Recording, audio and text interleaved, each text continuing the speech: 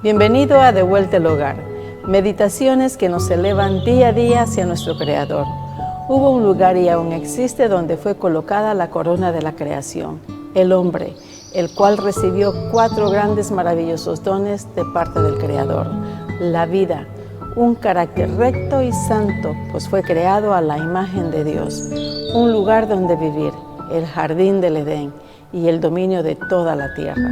Pero el hombre cayó en pecado y perdió cada uno de esos maravillosos dones. Y Dios, en su infinita misericordia, ha prometido recuperar cada uno de ellos por medio de su Hijo amado Jesucristo. Muy buen día tengan cada uno de ustedes. Bienvenidos y gracias por permitirme entrar en sus dulces hogares. El tema de hoy es bien interesante, como todos, porque nosotros a veces pensamos que cuando nosotros caemos por cualquier error que cometamos, el Señor ya no nos ama, ya no nos quiere, ya nos olvidó, ya estamos desprovistos de Él. Pero estamos en un error, porque aunque erremos, nosotros somos bien amados del Señor. Mire lo que el hermano Juan, en 1 de Juan capítulo 2, verso 1, él nos dice de esta manera. Nos dice, hijitos míos, estas cosas os escribo para que no pequéis, y si alguno hubiera pecado, abogado tenemos para con el Padre, a Jesucristo el justo. Imagínense qué tan cuidadoso es el Señor Jesucristo, que no da ninguna ocasión para que nosotros nos desesperemos en momentos difíciles. Cómo defiende y protege el alma de los fieros ataques de Satanás. Él nos defiende de esa manera. Si debido a múltiples tentaciones nosotros pecamos por ser sorprendidos o engaños, o somos engañados, Él no se aleja de nosotros y no nos deja para que nosotros perezcamos. No, ese no es nuestro Salvador, el que oraba por nosotros. Nuestro Salvador sigue insistiendo en que sigamos adelante para no pecar. Miren, los que están relacionados, los que tenemos una relación con Cristo a diario, estas personas son canales de poder de su Santo Espíritu.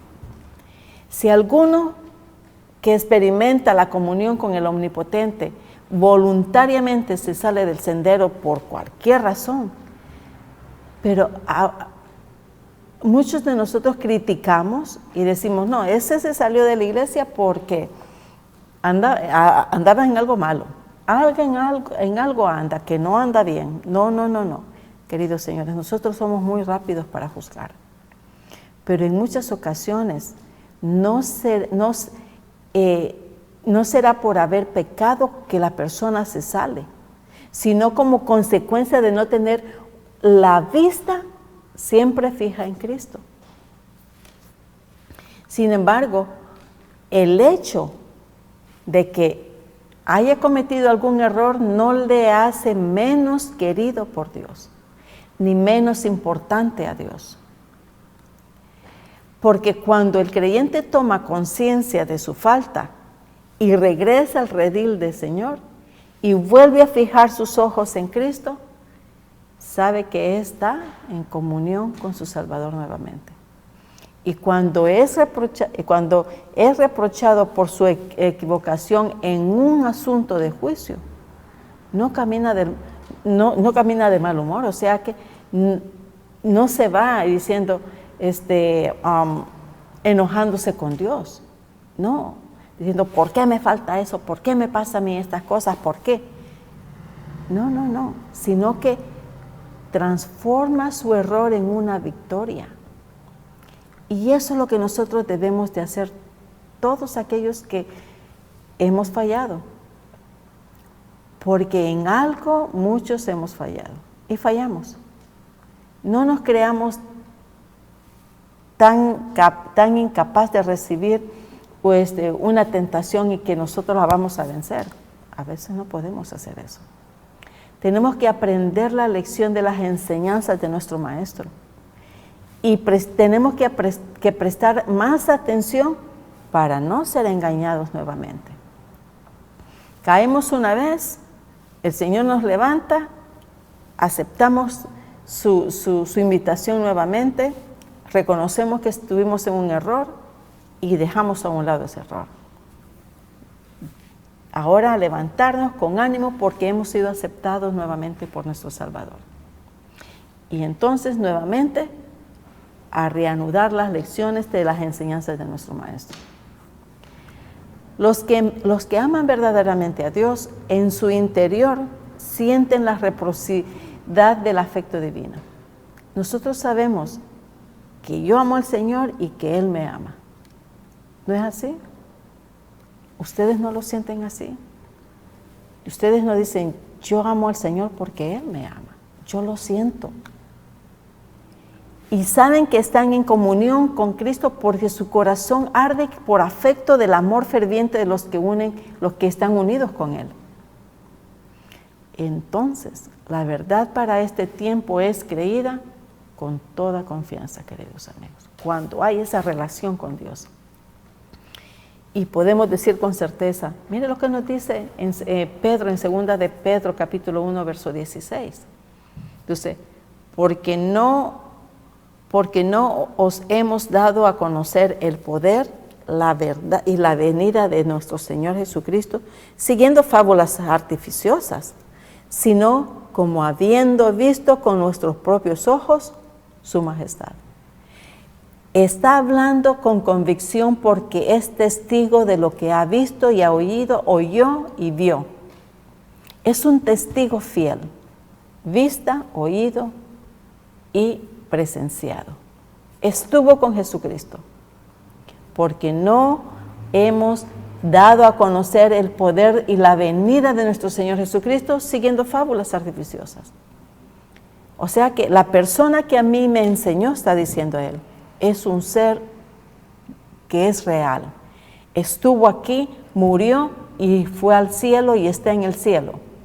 Y a mí me dijo que va a venir y así será, porque tengo la certeza que Él me dijo la verdad.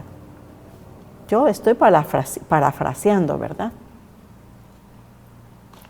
Así es que Pedro está con mucha convicción, con mucha verdad y con mucha certeza está diciendo las cosas que yo he dicho, las cosas que estamos diciendo, no es porque yo me lo inventé o porque alguien me lo dijo como un sueño, sino que habiendo visto con nuestros propios ojos su majestad.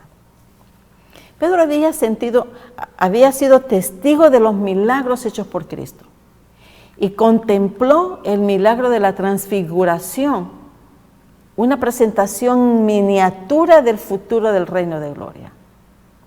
Esa transformación que él vio con sus otros 2 discípulos. Sin embargo, aquí piensa especialmente en la manifestación del poder divino que acompañará a la segunda venida, de la cual esa transfiguración fue una promesa de lo que iba a venir, un anticipo de lo que nosotros vamos a ver en su segunda venida.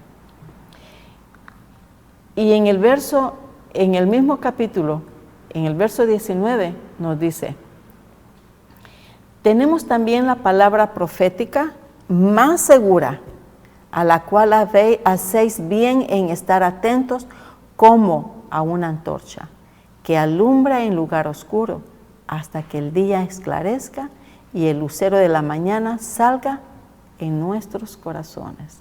Bueno, ahí dice vuestros corazones.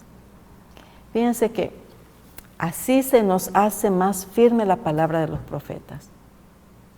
Pedro y sus compañeros derivan en gran medida sus firmes convicciones acerca de la misión de Cristo. Ellos lo vivieron, ellos lo palparon, vieron su angustia, sintieron su angustia. Así es que ellos firmemente convencidos hablan acerca de la misión de Cristo. ¿Cuál era la misión de Cristo? De la forma en que su vida había cumplido las profecías del Antiguo Testamento.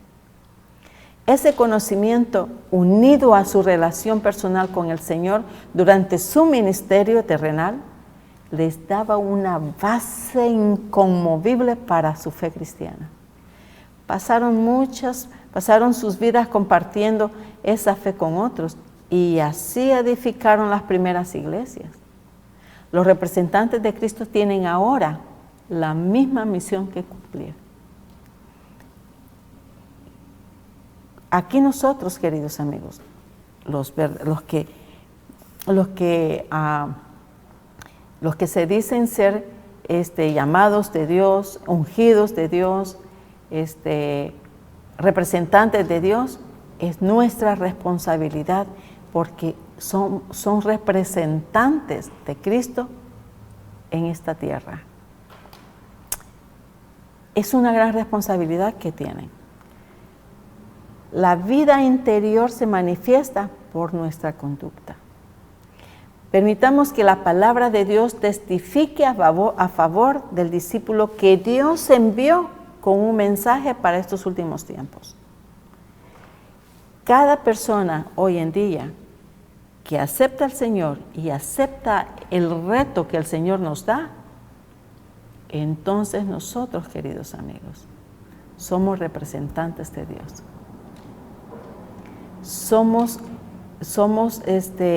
los discípulos que Dios ha enviado con el mensaje para estos últimos tiempos. ¿Con cuál fin? Con el fin de preparar a un pueblo que pueda permanecer en el día del Señor. Miren lo que nos dice Isaías capítulo 52, verso 7. Él nos dice así: cuán hermosos son sobre los montes los pies del que trae alegres nuevas, del que anuncia la paz, del que trae nuevas del bien, del que publica salvación, del que dice a Sión, tu Dios reina. Cuán hermoso. No hay mensaje que causa más gozo que el que anuncia liberación de paz. Para los judíos que estaban bajo el yugo extranjero, o sea, en prisión, que los habían capturado, nada podía proporcionarle mayor gozo que la seguridad de que la hora de la liberación estaba cercana. Y esa experiencia de los antiguos, Pablo lo aplica, estas palabras de Isaías, a la proclamación del mensaje evangélico. Miren cómo Pablo maneja toda la cosa, ¿no? Es hermoso, queridos amigos. Nosotros hoy en día somos, si permitimos eso, somos esclavos del pecado. Pero Dios vino a rescatarnos de las garras del enemigo. Tenemos que aceptar esa liberación. Tenemos que aceptar la liberación del pecado. Estar confiados en que Cristo siempre nos mantendrá con mucha firmeza. Así es que, miren, Pablo, al aplicar esa experiencia de los antiguos, de la esclavitud de los judíos anteriores, hoy lo usa de esta manera. Dice, estas palabras las aplica por lo que Isaías decía, a la proclamación del mensaje de hoy. Miren, en primer lugar, la liberación aquí predicha era la de Israel literal, rescatado de las naciones que las oprimían, de la esclavitud de esos hombres. Y en segundo lugar, la liberación mayor del pecado y de todo mal que sería alcanzada por medio del siervo suficiente, del que llamamos el Mesías. Así es que el Mesías vino a rescatarnos, a liberarnos. La sabiduría del que se hace llamar intelectual no es confiable, queridos amigos. No confiemos en el hombre. ¿Qué es lo que dice el Señor? Maldito el hombre que confía en el hombre. Sé que la sabiduría del hombre la intelectualidad del hombre no siempre es confiable. A menos que haya aprendido de la escuela de Cristo, entonces sí es confiable. El hombre que su supuesta sabiduría puede inventar teorías y sistemas filosóficos y de las que el Señor califica vanas y necias. Mira lo que nos dice Pablo en 1 Corintios, capítulo 1, verso 25. Dice, porque lo insensato de Dios es más sabio que los hombres. Y lo débil de Dios es más fuerte que los hombres. Vamos a leerlo de nuevo, dice, porque lo insensato de Dios es más sabio que los hombres, y lo débil de Dios es más fuerte que los hombres. Para muchos de nosotros, lo insensato de Dios es algo ilógico. El medio de Dios ha dispuesto para salvación del hombre. Fíjense, a veces parece necio y débil para los que están cegados por la filosofía humana. El lenguaje de Pablo todo eso es figurado, queridos amigos. Pablo usa muchas figuraciones, tiene una manera muy peculiar de escribir él. Pero pues en realidad no hay insensatez ni debilidad en Dios. Todo lo que Dios hace es sensato, todo lo que Él dice es sensato, todo es perfecto. Pero su trato con la raza humana es una completa insensatez para el razonamiento irregenerado de los impíos. Los planes de Dios para la reforma y la restauración del hombre están seguramente mucho mejor adaptados a la necesidad humana que todos los planes de mentiras de los más inteligentes y los más preparados pensadores que puedan producirse en el mundo. Tanta razonamiento tiene un hombre que a veces inventa muchas cosas que no nos sirven para nada. Mire lo que nos dice Pablo en el libro de Gálatas, capítulo 6, verso 14.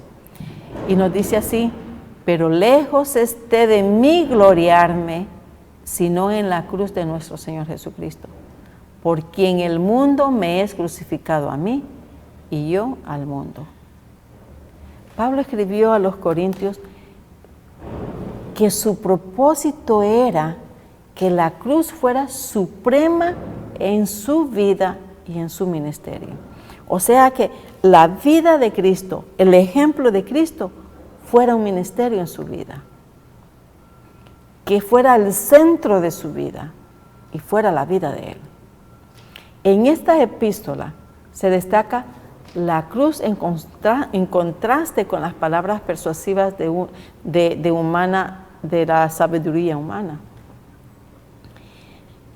Así que el apóstol Pablo había dependido algo en Atenas.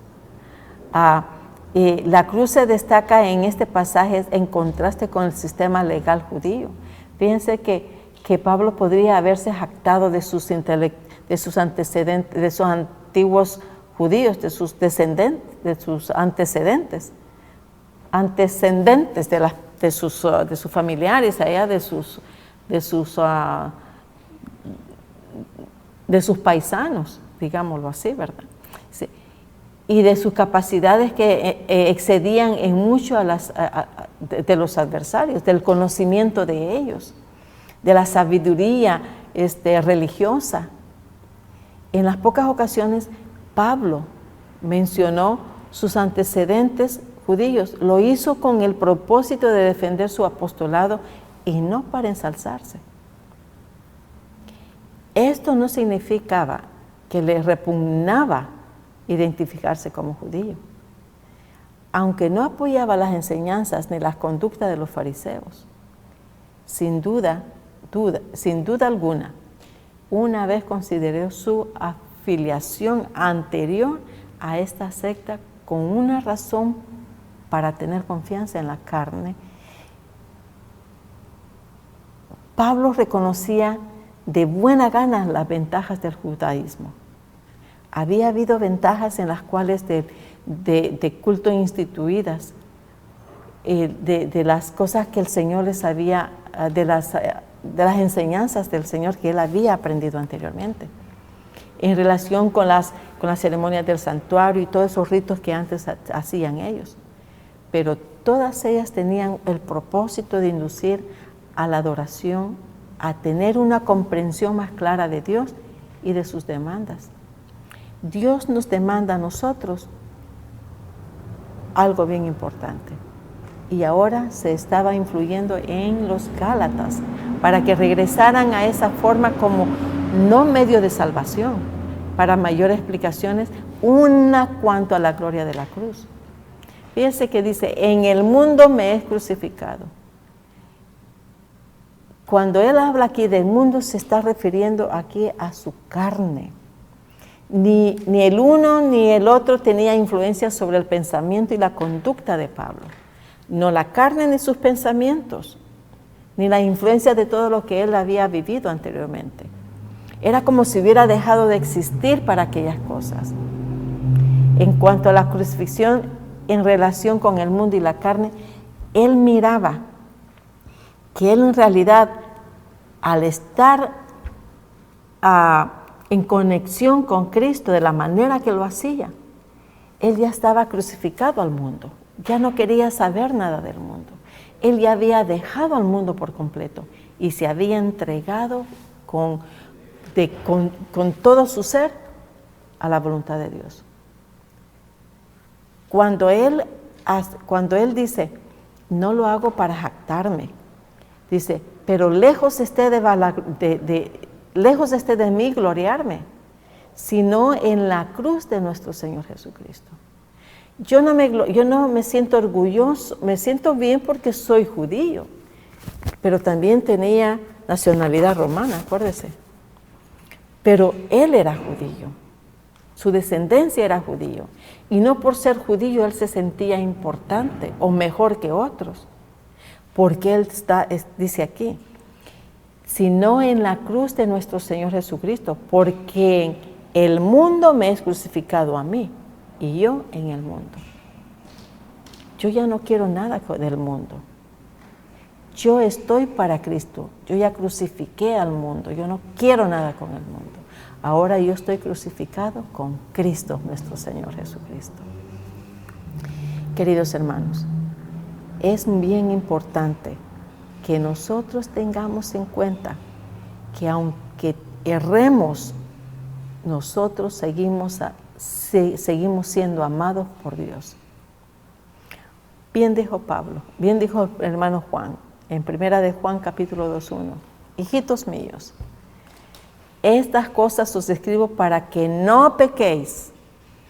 Y si alguno hubiera pecado, no te preocupes, abogado tenemos para con el Padre, a Jesucristo el justo. No tenemos un abogado en la tierra para que nos interceda a favor con el Señor. No. Tenemos el mejor, no está aquí, está en el cielo. Así es que a Él debemos de llegar. Por medio de Jesucristo nosotros somos salvos. Por medio de Jesucristo nosotros tenemos un abogado. Por medio de Jesucristo tenemos un sacerdote, un sumo sacerdote, el que intercede por nosotros.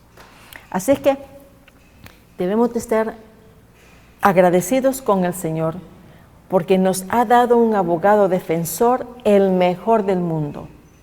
No tenemos por qué preocuparnos antes de decir, pero Satanás me acusa. Que te acuse todo lo que tú quieras, todo lo que él quiera. Que te saque todas las cosas que tú viviste un día, una vez, unos tiempos atrás. Pero si tú te entregaste al Señor, ¿qué importa? El pasado, el Señor dice, yo lo aviento al fondo de la mar y no me preocupo por ello. Yo me olvido. En eso tenemos que tener esperanza y confianza. Queridos amigos, mi mayor deseo este día es que tengamos la confianza que aunque hayamos fallado, aún seguimos siendo amados por Dios. Que el Señor te bendiga, que tengas un hermoso día y nos vemos a la próxima.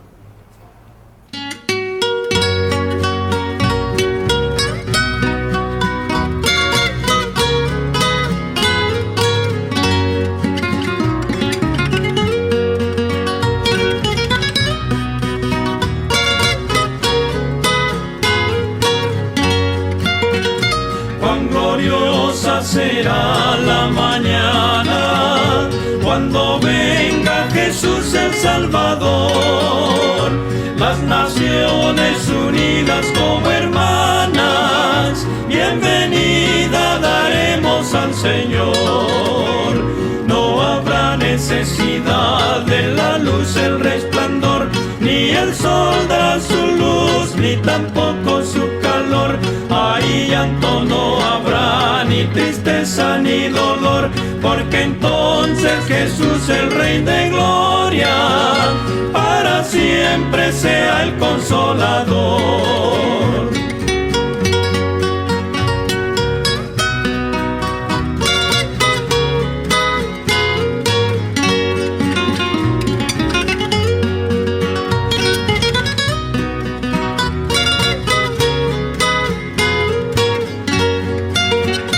Esperamos la mañana gloriosa para dar la bienvenida al Dios de amor, donde todo será color de rosa en la santa fragancia del Señor. No habrá necesidad de la luz, el resplandor, ni el sol dará su luz, ni tampoco su calor. Ahí llanto no habrá, ni tristeza ni dolor, porque entonces Jesús el Rey de Gloria para siempre será el Consolador.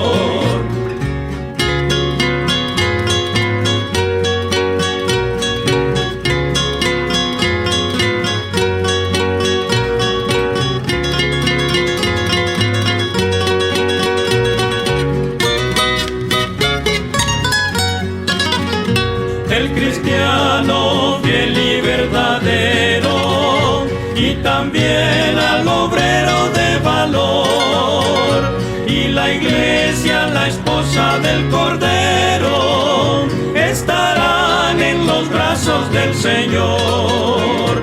No habrá necesidad de la luz, el resplandor, ni el sol dará su luz, ni tampoco su calor. Ahí llanto no habrá, ni tristeza ni dolor, porque entonces Jesús el Rey de Gloria para siempre será el Consolador, para siempre será el Consolador.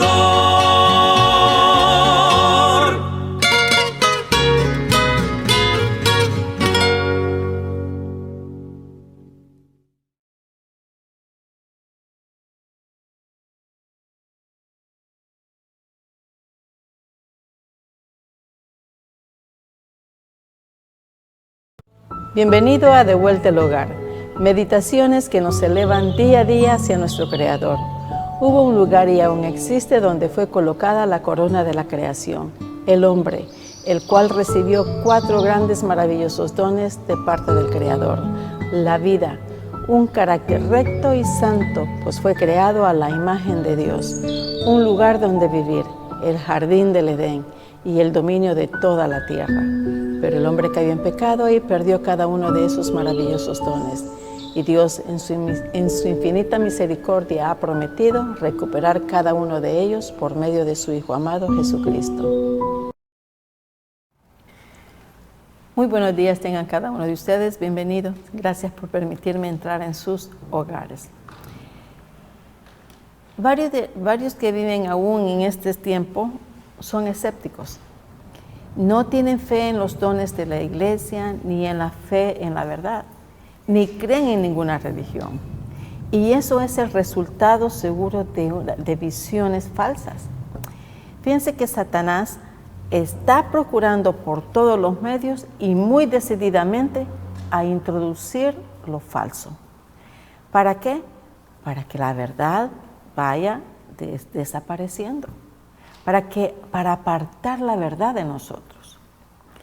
Mira lo que nos dice Mateo en capítulo 7, versos 19 y 20. Dice: todo árbol que no da buen fruto es cortado y echado en el fuego. Así que por sus frutos, dice, los conoceréis. Cuando dice todo árbol cortado, todo árbol que no da buen fruto, es cortado. Vayamos un poquito atrás y recordemos el abridor de senderos, Juan el Bautista. Juan el Bautista había hablado del hacha puesto a la raíz de los árboles. Acordémonos que Juan el Bautista fue uno de los predicadores fuertes, que él hablaba bien abiertamente sin temor a ser censurado. Mire, en capítulo 3, verso 10, dice: y ya también el hacha está puesta en la raíz de los árboles. Por tanto, todo árbol que no dé buen fruto es cortado y echado al fuego. ¡Qué duro! Cuando está hablando así, nosotros nos ponemos en Mateo 7, 19. Bueno, pero dice, cuando escuchamos todo árbol que no da buen fruto es cortado y echado al fuego. Fíjense, cuando estamos leyendo eso, nos estamos imaginando en un árbol frondoso, ¿cierto? Pero aquí los árboles somos nosotros. Dice, todo árbol que no da fruto es cortado y echado al fuego. Y eso es cierto, porque las personas que viven en el campo y viven de vender sus productos, de lo que cosechan, cuando un árbol tiene varios años y no da fruto, ¿qué hacen? Lo cortan y vuelven a sembrar otro. Así es que el Señor dio esta ilustración porque ellos entendían de esa manera. Y nosotros podemos entenderla también con mucha facilidad. Así es que esta parábola, Jesús empleó otra vez la figura del árbol inútil que es cortado porque no da fruto. Y fíjese que eso está en Lucas capítulo 13, verso 6 al 9. Y dice, si diera fruto bien y si no la cortaras, pues ni modo, va para afuera. Dice, dijo también esta parábola. Tenía un hombre una higuera plantada en su viña y vino a buscar fruto en ella y no la halló. Y dijo al viñador, he aquí hace 3 años que vengo a buscar fruto en esta higuera y no hallo, córtala, para que utilices también la tierra. Entonces, dice, él entonces respondiendo, le dijo, Señor, déjala todavía este año hasta que yo cabe alrededor de ella y la abone. Y si diera fruto bien, y si no, entonces la cortaré después, dijo. Tuvo compasión. Esta persona tuvo compasión del árbol y dijo, no, permítame un año más. La voy a abonar, le voy a dar alimento para que esta planta se nutra y pueda dar fruto. Si en un dado caso, a pesar de lo que yo haga con ella, no funciona, entonces sí la vamos a cortar. Queridos señores, nosotros somos esos árboles. El Señor nos permite, por medio de su palabra, instruirnos, alimentarnos, abonarnos. ¿Para qué? Para fortalecernos y dar buen fruto, para fortalecernos en su conocimiento y podamos compartir este mensaje de salvación. Y de lo que enseñemos vienen los frutos. Por eso dice, por sus frutos los conoceremos. Fíjense que en Mateo capítulo 3:10 dice, y ya también el hacha está puesta a la raíz de los árboles. Por tanto, todo árbol que no da buen fruto es cortado y echado al fuego. Si nosotros no damos ese fruto que el Señor espera en nosotros, entonces, queridos amigos, nos va a cortar de la lista de ir al cielo. ¿Y a dónde nos va a echar? Al lago del fuego eterno que no se apaga. Seremos cortados, queridos amigos. ¿Qué es lo que tenemos que hacer para no ser cortados? En el fuego del día, que dice, el Señor nos va a echar al fuego que arde día y noche. En el fuego del día final seremos quemados todos aquellos árboles que no dan frutos, y a todos aquellos árboles que dan malos frutos también, o sea, las malas obras. El último engaño que Satanás considerará en convertir el testimonio en algo ineficaz. ¿Cuál es el testimonio, queridos amigos? Son las profecías. Veamos lo que nos dice Proverbios capítulo 29, verso 18. Es interesante lo que Proverbio nos dice, lo que Salomón nos dice. Dice, sin profecía el pueblo se desenfrena, mas el que guarda la ley es bienaventurado. Sin profecía el pueblo se desenfrena. Sin la profecía, sin la palabra del Señor, sin las sugerencias, el pueblo se desenfrena. Por eso es que el Señor puso muchos profetas. Sacó profeta de aquí, sacó profeta de allá, para que llevaran su mensaje al pueblo. Esas visiones que los profetas miraban, por medio de la cual el Señor se comunicaba con estos profetas, ellos escribían, ellos iban a los pueblos donde el Señor les indicaba y les daba el mensaje de amonestaciones. Todos los escritos de Salomón constituyen una comunicación de sabiduría y conocimiento de parte de Dios a la humanidad. Qué tremendo, queridos amigos. Qué bendecidos somos nosotros que teniendo un Dios amoroso pueda llamarnos la atención por medio de las visiones de los profetas de aquel entonces, de los escritos de cada una de aquellas personas que escribieron inspiradas por Dios. Cuando la iglesia o una nación se separa de Dios, de tal modo de que Él no puede comunicarse directamente con ella por medio de su mensajeros escogidos, ese pueblo se desenfrena. Satanás trabaja tremendamente y en el futuro Satanás trabajará ingeniosamente mucho más que ahora con métodos distintos e instrumentos diferentes. ¿Para qué? Para desarraigar la confianza del pueblo remanente de Dios en el testimonio verdadero. Entonces va a introducir visiones engañosas para descarriar y mezclará lo falso con lo verdadero. Y con esto fastidiará de tal modo a la gente que tildará de fanáticos a todos aquellos. ¿Qué es lo que pasó en el Edén, queridos amigos? En el Edén, Satanás fue bien hábil. ¿Cuánta verdad le dijo a Eva? Y cuánta mentira también. Satanás le dijo la mitad verdad y mitad mentira. Le dijo, ya. Dios te dijo que de este árbol no comerás y que te vas a morir. Pues no es cierto, no te vas a morir. Al contrario, vas a ser como Dios, vas a ser igual que Él, que mirarás muchas cosas que en este momento tú no puedes ver. Porque el Señor te está engañando, según Satanás. La engañó. Y así nos engaña a nosotros también. Él mezcla lo falso con lo verdadero.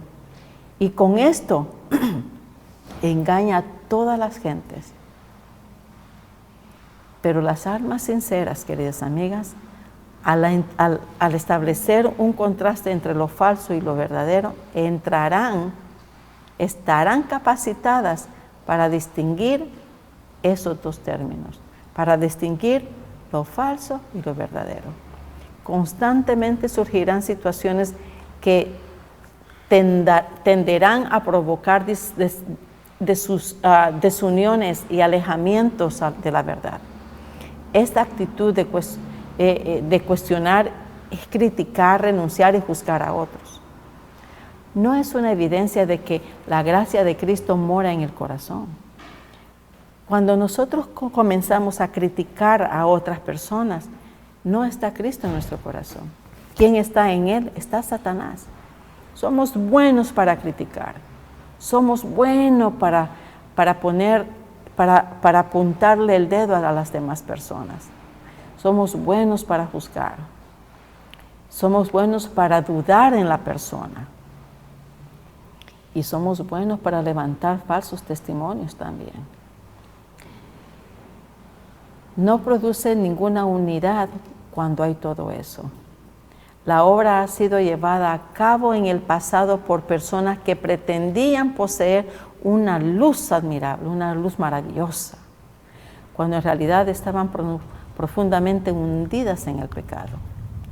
No hay nada más perjudicial para los intereses del alma, para su pureza, para su verdadera y santa concepción de Dios y de las cosas eternas y sagradas. No hay nada más perjudicial que escuchar y exaltar constantemente a aquellos que no es de Dios. Esto envenena el corazón y degrada el entendimiento. La verdad pura puede seguir hasta su fuente divina. Al prestar atención a su influencia elevadora, entonces refinará y nos santificará sobre nuestro carácter, y el recibir todas esas influencias positivas de la fuente divina, entonces nosotros seremos cambiados. Esa influencia elevadora, refinadora y santificadora sobre el carácter del que lo recibe. Cambiará nuestro carácter, queridos amigos. Fíjense que Jesús oró de esta manera, y eso lo vamos a ver en Juan capítulo 17, verso 20-21, y dice así: Mas no ruego solamente por estos, sino también por los que han de creer en mí por la palabra de Dios, por la palabra de ellos. O sea que nosotros somos sus misioneros, y por la testificación que nosotros hagamos, los demás van a creer por lo que nosotros estamos predicando. Tenemos que tener conocimiento de lo que estamos hablando para poder ser un buen testimonio, un buen obrero. Aquí comienza la oración de todos los creyentes, queridos amigos. El Señor Jesucristo ora no solamente por sus 12 discípulos, sino que también nos está agregando a nosotros. O sea que por medio de las predicaciones de ellos, sus enseñanzas y sus escritos, nosotros creemos, y ahora la oración de Jesús también viene para con nosotros. Mira lo que nos dice el verso 21, nos dice: para que todos sean uno, como tú, oh Padre en mí y yo en ti. Que también ellos sean uno en nosotros, para que el mundo crea que tú me enviaste. Había muchas dudas para aquel entonces. Había diversidad de dones, pero debía haber unidad en el Espíritu. Hoy en día, igual. Hay mucha diversidad de dones, pero para recibir esos dones, queridos amigos, tenemos que estar unidos de espíritu con el propósito, en espíritu y en Dios, para que ese propósito sea cumplida y sea creída. No debiera haber contiendas, no debiera de haber disputas por quién es primero, quién es el segundo, quién es el mejor, quién es el peor. Yo lo hago mejor, ella no, o él no. Yo tengo más, yo traigo a la iglesia muchas más personas. No, eso no. Eso no debería de haber, no debería de haber rivalidad entre los creyentes. Mire lo que nos dice Lucas 22, 24 al 30. Y lo vamos a leer. Dice, hubo también entre ellos una disputa sobre quién de ellos sería el mayor. Pero él les dijo, los reyes de las naciones se enseñorearon de ellas, y los que sobre ellas tienen autoridad son llamados bienhechores. Mas no así vosotros, si no sea el mayor entre vosotros como el más joven, y el que dirige como el que sirve. Porque, ¿cuál es el mayor? ¿El que se sienta a la mesa o el que sirve? No es el que se sienta a la mesa más mayor que mas yo estoy entre vosotros como el que me sirve. Pero vosotros sois los que habéis permanecido conmigo en mis pruebas. Yo pues os asigno a un reino como mi Padre me lo asignó a mí, para que comáis y bebáis a mi mesa en mi reino, y os sentéis en tronos juzgando a las 12 tribus de Israel. La unidad que emana de la mezcla armoniosa de las vidas de los cristianos impresiona al mundo en el origen divino de la iglesia cristiana. Así que, queridos amigos, como cristianos, como iglesia, debemos estar unidos, no con divisiones de fe. Eso no nos lleva a ningún lado. Las divisiones se hacen porque nosotros permitimos que el enemigo entre en nuestras vidas y ahí va. Y comienzan los celos, comienzan las envidias. No, el hermano está haciendo esto y no está bien. Así no es como se hacen estas cosas. Satanás está triunfando en la iglesia porque nosotros nos desunimos en lo que hacemos. No hay unidad en el Señor. Debemos de tener una unidad para que los frutos sean buenos. Miren, queridos amigos, si nosotros no damos buenos frutos, el Señor nos va a cortar de la vida eterna y nos llevará y nos va a mandar al fuego para que nos quememos. Porque, ¿qué dice el Señor? Todo árbol que no da buen fruto es cortado y echado en el fuego. Así que por sus frutos los van a conocer. Juan el Bautista dio buenos frutos, los dio. Los discípulos que él comenzó a tener fueron con Jesucristo, siguieron a Jesucristo también. Muchos que escuchaban a Juan el Bautista llegaron a ser discípulos de Jesucristo. Satanás está procurando como dé lugar y con mucha decisión introducir lo falso. ¿Para qué? Para apartar la verdad de nosotros. Está en nosotros si tomamos la decisión de seguir a Cristo o dejarlo. Fíjense que el último engaño de Satanás consistirá en convertir el testimonio en algo ineficaz. Todas las iglesias de hoy en día dicen estar unidos en Cristo. Yo les creo, porque hay cristianos que son sinceros y adoran a Dios con toda sinceridad y lo aman con toda sinceridad. Son verdaderos hijos de Dios. Pero muchos de todas las iglesias en el mundo que hay hoy en día, vamos a la iglesia por un fin nada más. Tengo un cargo en la iglesia y tengo que desempeñarlo. Tengo un cargo en la iglesia y tengo que estar ahí presente. Aunque me quiero ir por allá, pero no, me voy a ir a mi iglesia mejor. Qué terrible será el día que el Señor llevemos todas estas cosas, que el Señor nos lleve a juicio y vamos nosotros y Él nos pregunta, te di un ministerio y no lo hiciste. ¿Qué pasó con él? ¿Qué cuenta me das de las personas que te di a cargo y no las dejaste ir? ¿Qué pasa? ¿Qué le diremos al Señor?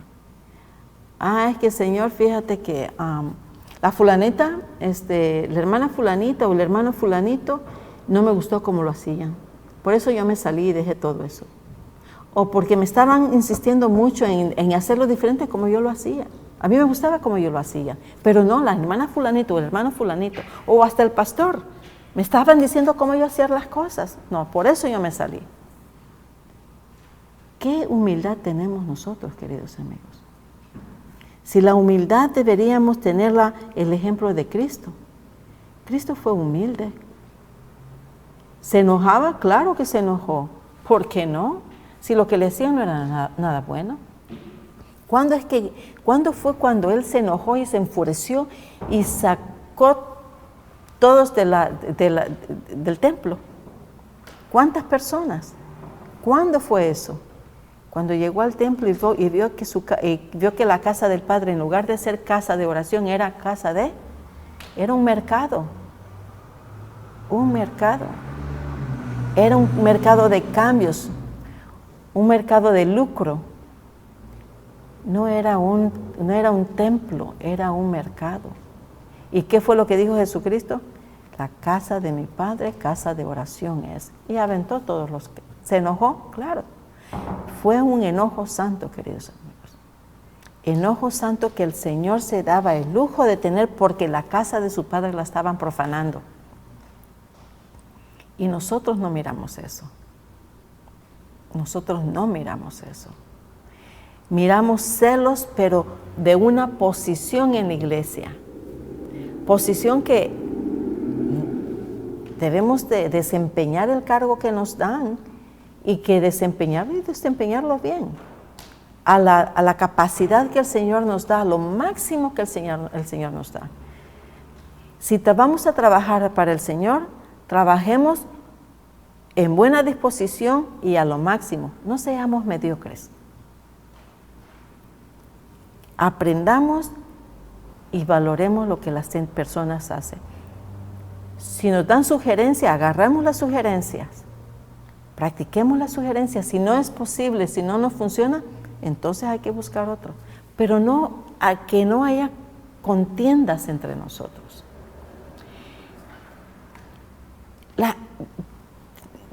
El salmista nos dice, el rey Salomón nos dice, sin profecía el pueblo se desenfrena. Sin las enseñanzas de los testimonios que daban los profetas, sin esas amonestaciones que el Señor nos da, nosotros nos vamos de pique. ¿Qué él dice en otro verso? Dice, mi pueblo perece por falta de conocimiento. Pero nosotros somos cristianos. Yo soy hijo de Dios, yo soy hijo de Dios. Dice, mi pueblo fue destruido porque le faltó conocimiento. Por cuanto desechaste el conocimiento, yo te echaré del sacerdocio. Y porque olvidaste la ley de tu Dios, también yo te olvidaré de tus hijos. Queridos amigos, queridas hermanas, hermanos, tenemos que estar conscientes en lo que estamos. No permitamos que Satanás nos quite lo que hemos tenido. Quiero que queden ustedes en todos nosotros que el pueblo perece por falta de conocimientos. El Señor está con nosotros toda la vida, querido Señor. Que el Señor los bendiga. Nos vemos a la próxima.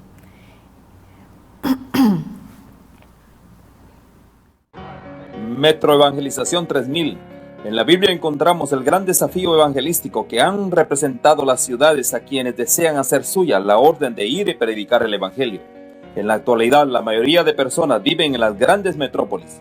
Debemos aceptar que hoy podemos predicar a cientos, miles y millones de personas que están a nuestro alrededor. Y esto lo podemos hacer con planes muy abarcantes que nos desafíen a una obra mayor. Ya están listos los peces, ya están listas las redes, solo faltan los pescadores. Presentamos Metro Evangelización 3000. Todos pueden hacer algo en esta obra. En estas reuniones hogareñas presentamos a Cristo a las familias. Metro Evangelización 3000, donde más de 125 ciudades serán impactadas por el mensaje de salvación de la verdad presente. Únete, acércate y forma parte de este magno evento. Abre tu hogar y sed de gran luz. El Señor está esperando por ti.